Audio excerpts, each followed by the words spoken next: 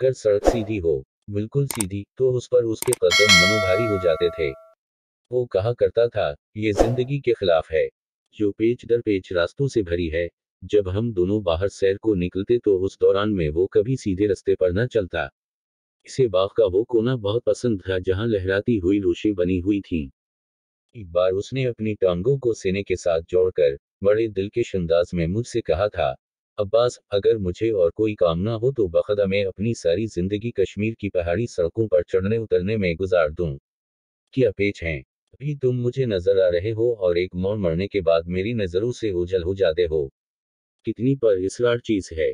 सीधे रास्ते पर तुम हर आने वाली चीज देख सकते हो, मगर यहाँ आने वाली चीजें तुम्हारी आंखों के सामने बिल्कुल अचानक आ जाएंगी। मवत की तरह अचानक। उसमें कितना मजा है।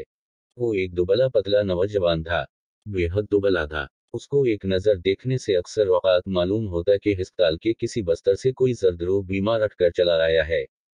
उसकी उम्र बमुश्किल 22 बरस के करीब होगी, मगर बाज़ औकात वो उससे बहुत ज्यादा उम्र का मालूम होता था। और अजीब बात है कि कभी कभी उसको देखकर मैं ये ख्याल करने लगता कि वो बच्चा बन गया है। उसमें एकाएकी उस कदर तब्दीली हो जाया करती थी कि मुझे अपनी निगाहों की सेहत पर शुबा होने लग जाता था। आखिरी मुलाकात से 10 रोज पहले जब वो मुझे बाजार में मिला तो मैं इसे देखकर हैरान रह गया। वो हाथ में एक बड़ा सेब लिए इसे दांतों से काट कर खा रहा था। उसका चेहरा बच्चों की मानद एक नाकाबिल बयान खुशी के बावजूद तमतमाया हुआ था। उसका चेहरा गवाही दे रहा था कि सेब बहुत लजीज है। सेब के रस से भरे हुए हाथों को बच्चों के मानद अपनी पतलून से साफ करके उसने मेरा हाथ बड़े जोश से दबाया और कहा, अब्बास, वो 2 आने मांगता था, मगर मैंने भी एक ही आने में खरीदा। उसके होंठ जफर मंदाना हंसी के बावजूद थरथर आने लगे। फिर उसने जीप से एक चीज निकाली और मेरे हाथ में देकर कहा, तुमने लट्टू तो बहुत देखे होंगे, पर ऐसा लट्टू कभी देखने में न आया होगा। ऊपर का बटन दबाओ। दबाओ, अरे दबाओ। मैं सख्त मुतहिर हो रहा था लेकिन उसने मेरी तरफ देखे बगैर लट्टू का बटन दबा दिया जो मेरी हथेली पर से अचलकर सड़क पर लिंगड़ाने लगा। उस पर खुशी के मारे मेरे दोस्त ने चलना शुरू कर दिया। देखो अब्बास, देखो उसका नाच। मैंने लट्टू की तरफ देखा जो मेरे सर की मान घूम रहा था। हमारे इर्द गिर्द बहुत से आदमी जमा हो गए थे। शायद वो ये समझ रहे थे कि मेरा दोस्त दुआयां पीछेगा। लट्टू उठाओ और चलें। लोग हमारा तमाशा देखने के लिए जमा हो रहे हैं। मेरे लहजे में शायद थोड़ी सी तेजी थी क्योंकि उसकी सारी खुशी मान पड़ गई और उसके चेहरे की तमतमाहट गायब हो गई। वो उठा और उसने मेरी तरफ कुछ उस अंदाज से देखा कि मुझे ऐसा मालूम हुआ जैसे एक नन्हा सा बच्चा रोनी सूरत बनाकर कह रहा है, मैंने तो कोई बड़ी बात नहीं की, फिर मुझे क्यों झड़का गया है। उसने लड्डू वहीं सड़क पर छोड़ दिया और मेरे साथ चल पड़ा। घर तक मैंने और उसने कोई बात न की। गोली के नकड़ पर पहुंचकर मैंने उसकी तरफ देखा। उस कलील अरसे में उसके चेहरे पर इंकलाब पैदा हो गया था। वो मुझे एक तफक्कुर ज़दा बड़ा नजर आया। मैंने पूछा, क्या सोच रहे हो? उसने जवाब दिया, मैं ये सोच रहा हूँ, अगर खुदा को इंसान की जिंदगी बसर करनी पड़ जाए तो क्या हो। वो इसी किस्म की बेढंगी बातें सोचा करता था। बाज लोग ये समझते थे कि वो अपने आप को नराला जाहिर करने के लिए ऐसे ख्यालात का इजहार करता है, मगर ये बात गलत थी। दरअसल उसकी तबीयत का रुझान ही ऐसी चीजों की तरफ रहता था जो किसी और दिमाग में नहीं आती थीं। आप यकीन नहीं करेंगे, मगर उसको अपने जिस्म पर रिश्ता हवा जख्म बहुत पसंद था। वो कहा करता था, अगर मेरे जिस्म पर हमेशा के लिए कोई जख्म बन जाए तो कितना अच्छा हो। मुझे दर्द में बड़ा मजा आता है। मुझे अच्छी तरह याद है कि स्कूल में एक रोज उसने मेरे सामने अपने बाजू को इस तरह के तेज ब्लेड से जख्मी किया, सिर्फ इसलिए कि कुछ रोज उसमें दर्द होता रहे। टीका उसने कभी उस ख्याल से नहीं लगवाया था कि उससे हीजे, प्लेग या मलेरिया का खौफ नहीं रहता। उसकी हमेशा ये ख्वाहिश होती थी कि 2-3 रोज उसका बदन बुखार के बावजूद तपता रहे। चनाचा जब कभी वो बुखार को दिदवत दिया करता था तो मुझसे कहा करता था, अब्बास, मेरे घर में एक मेहमान आने वाला है, उसलिए 3 रोज तक मुझे फुर्सत नहीं मिलेगी। एक रोज मैंने उससे पूछा कि तुम आए दिन टीका क्यों लगवाते हो। उसने जवाब दिया, अब्बास, मैं तुम्हें बता नहीं सकता कि टीका लगवाने से जो बुखार चढ़ता है उसमें कितनी शायरी होती है। जब जोड़ जोड़ में दर्द होता है और आजा शकनी होती है तो बखदा ऐसा मालूम होता है कि तुम किसी नहायत ही जिद्दी आदमी को समझाने की कोशिश कर रहे हो। और फिर बुखार बढ़ जाने से जो ख्वाब आते हैं, वाला किस कदर बेरबत होते हैं।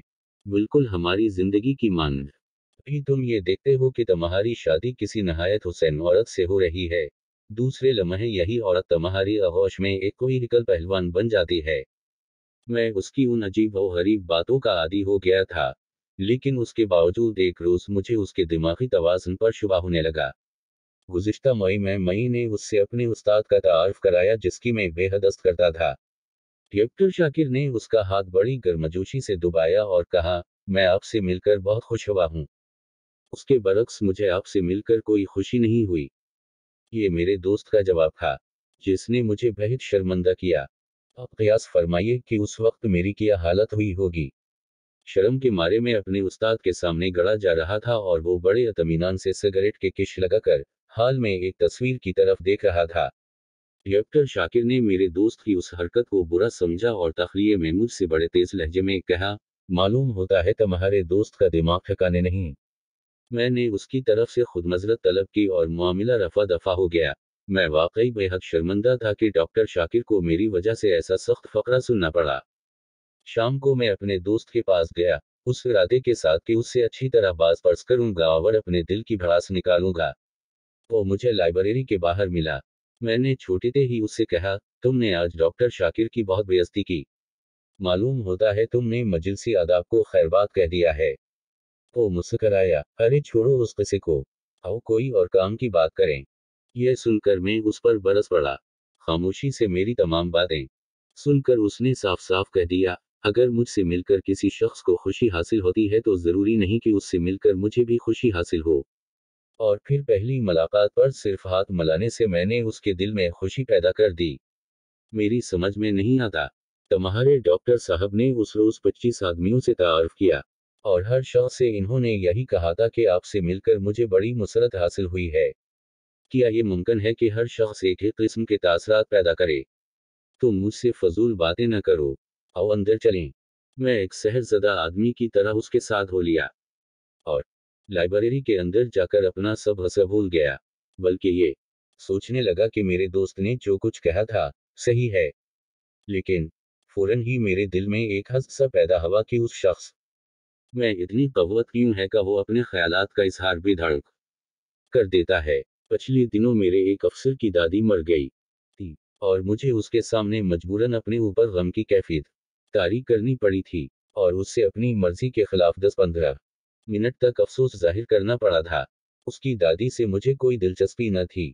उसकी मौत की खबर ने मेरे दिल पर कोई असर न किया था, लेकिन उसके बावजूद मुझे नकली जज्बात तैयार करने पड़े थे। उसका साफ मतलब ये था कि मेरा कैरेक्टर अपने दोस्त के मुकाबले में बहुत कमजोर है। उस ख्याल ही ने मेरे दिल में हंस की चिंगारी पैदा की थी, और मैं अपने हलक में एक नाकाबिल बर्दाश्त तलखी महसूस करने लगा था। लेकिन ये एक वक्ती और हिंगामी जज्बा था जो हवा के एक तेज झोंके के मानद आया और गुजर गया। मैं बाद में उस पर भी नादम हुआ। मुझे उससे बेहद मोहब्बत थी, लेकिन उस मोहब्बत में गैर इरादी तौर पर कभी कभी नफरत की झलक भी नजर आती थी। एक रोज मैंने उसकी साफगोई से मुतास्सिर होकर कहा था, ये क्या बात है कि बाज़ औक़ात मैं तुमसे नफरत करने लगता हूँ। और उसने मुझे ये जवाब देकर मुतमईन कर दिया था, तुम्हारा दिल जो मेरी मोहब्बत से भरा हुआ है, एक ही चीज को बार बार देखकर कभी कभी तंग आ जाता है, और किसी दूसरी शे की ख्वाहिश करने लग जाता है। और फिर अगर तुम मुझसे कभी कभी नफरत न करो तो मुझसे हमेशा मोहब्बत भी नहीं कर सकते। इंसान इसी किस्म की उलझनों का मजमुआ है। मैं और वो अपने वतन से बहुत दूर थे, एक ऐसे बड़े शहर में जहां जिंदगी तारीख खबर सी मालूम होती है, मगर इसे कभी उन गिलियों की याद न सताती थी जहां उसने अपना बचपन और अपने शुबाब का जमाना आगाज गुजारा था। ऐसा मालूम होता था कि वो इसी शहर में पैदा हुआ है। मेरे चेहरे से हर शख्स ये मालूम कर सकता है कि मैं गरीब वतन हूँ, मगर मेरा दोस्त उन जज्बात से एक सरारी है। वो कहा करता है, वतन की याद बहुत बड़ी कमजोरी है, एक जगह से खुद को चिपक देना ऐसा ही है जैसे एक आज़ादी पसंद सांड को खूंटे के साथ बांध दिया जाए। उस किस्म के ख्यालात के मालिक की जो हर शे को टेढ़ी आंख से देखता हो और मरूजा रसूम के खिलाफ चलता हो, बाकायदा नकाख्वानी हो, यानी पुरानी रसूम के मुताबिक उसका वक्त अमल में आए तो क्या आपको ताज्जुब ना होगा? मुझे यकीन है कि जरूर होगा। एक रोज शाम को जब वो मेरे पास आया और बड़े संजीदा अंदाज में उसने मुझे अपने निकाह की खबर सुनाई तो आप यकीन करें, मेरी हैरत की कोई इंतहा न रही। उस हैरत का बाउस ये चेतना थी कि वो शादी कर रहा है। नहीं, मुझे ताज्जुब उस बात पर था कि उसने लड़की बगैर देखे पुराने खतूत के मुताबिक निकाह की रस्म में शामिल होना कबूल कैसे कर लिया, जबकि वो हमेशा उन मौलवियों का मज़ाक उड़ाया करता था जो लड़की और लड़के को रिश्ता अज़दवाज में बांधते हैं।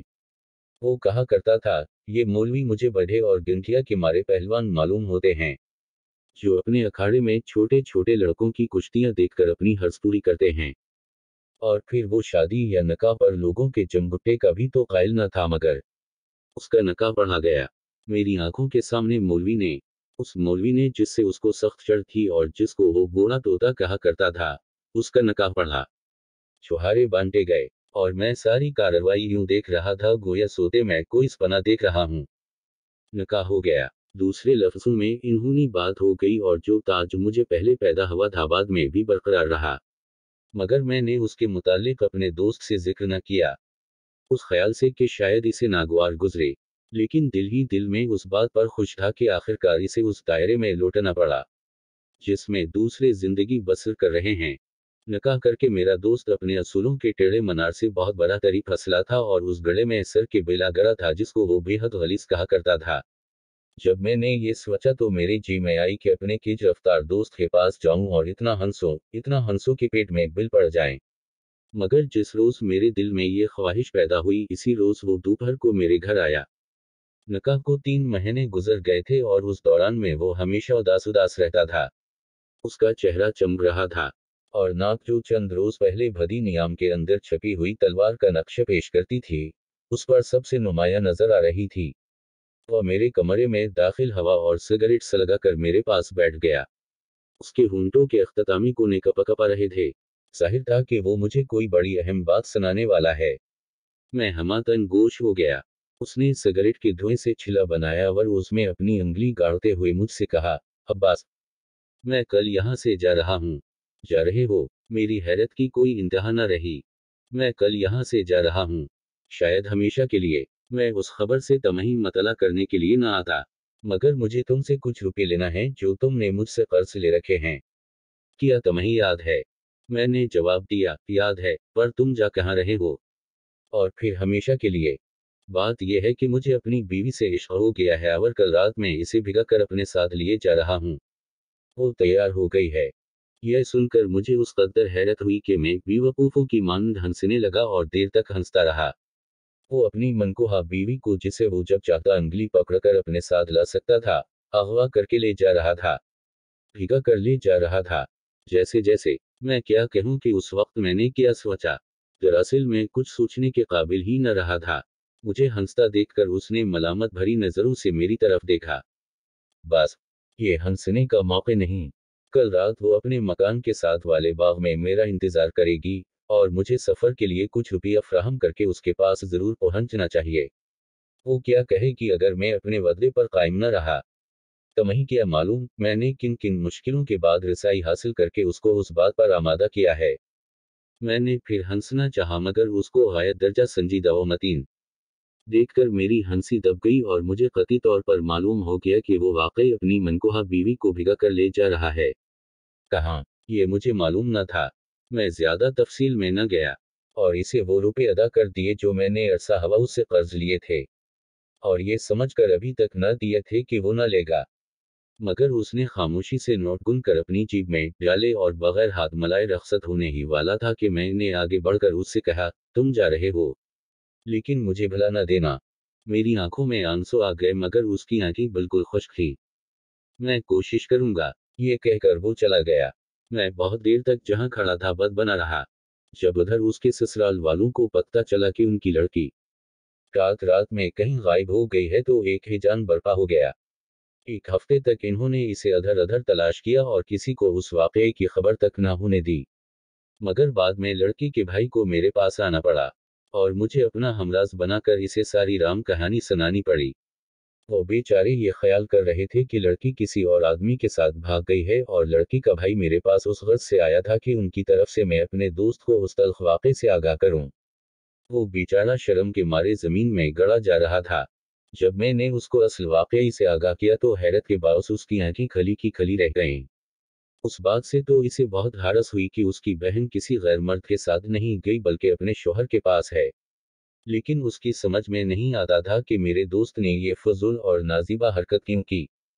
बीवी इसी की थी जब चाहता ले जाता। मगर उस हरकत से तो ये मालूम होता है जैसे जैसे वो कोई मिसाल पेश न कर सका और मैं भी इसे कोई इत्मीनान दे जवाब न दे सका। कल सुबह की डाक से मुझे उसका खत मिला जिसको मैंने कांपते हुए हाथों से खोला। लिफाफे में एक कागज था जिस पर एक टेढ़ी लकीर खींची हुई थी। खाली लिफाफा एक तरफ रखकर मैं उस उम्मीद की तरफ देखने लगा जो मैंने बोर्ड पर चिपके हुए कागज पर गिराया था। दोस्तों, अगर आपको कहानी पसंद है तो बरा करम नीचे कमेंट्स बॉक्स में कमेंट्स करें और कहानी को सोशल मीडिया पर अपने दोस्तों, चाहने वालों के साथ भी शेयर करें।